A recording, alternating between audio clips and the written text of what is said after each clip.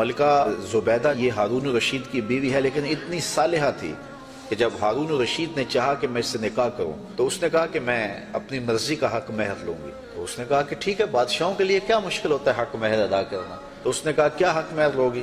کہا بغداد سے نہر نکالو اور عرفات تک پہنچاؤ۔ تو یہ بڑا مشکل کام تھا، اور اس کے لیے اس زمانے میں اتنے پیسے خرچ آئے اور وہ نہر نکالی گئی۔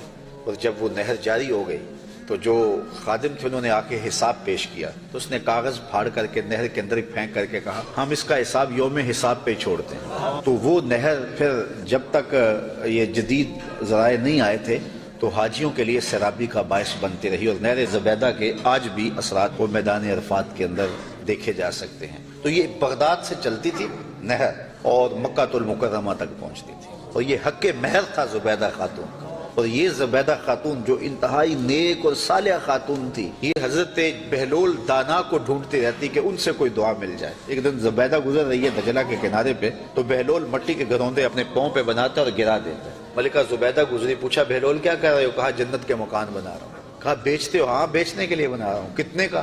کہا کہ 10 روپے کا ایک مکان بیچ رہا ہوں۔ 10 روپے کیا ہوتے ہیں؟ اس نے 10 درہم نکالے، بہلول کو دیے۔ بہلول نے پیسے دیکھے اور دجلہ میں پھینک دیے، اور ایک کے گرد دائرہ کھینچ کے کہا یہ تمہارا ہوا۔ پیچھے سے بادشاہ گزرا تو اس نے بہلول کو دیکھا اسی شغل میں لگا ہوا ہے، پوچھا کیا کر رہے ہو؟ کہا جنت کے مال بنا رہا ہوں۔ کہا بیچتے ہو؟ کہا ہاں بیچتا ہوں۔ کتنے کا؟ 10 روپے کا۔ بادشاہ مسکرا کے گزر گیا، دیوانہ ہے، موج میں لگا ہوا ہے۔ اچھا خیر، جب رات پڑی بادشاہ سویا، کیا دیکھتا ہے جنت میں ایک خوبصورت محل ہے کہ اس نے کبھی ایسا محل دیکھا ہی نہیں تھا۔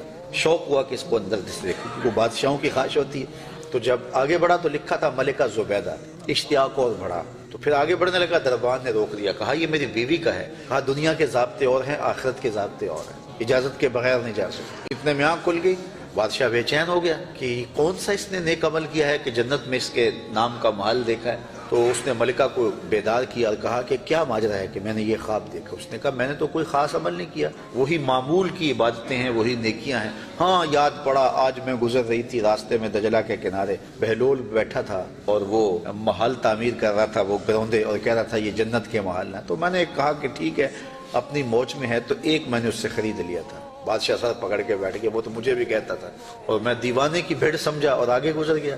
اگلے دن بادشاہ قصدن گزرا، اور دل میں تھا کہ آج بہلول اسی شغل میں دوبارہ مل جائے تو کیا اچھا ہو۔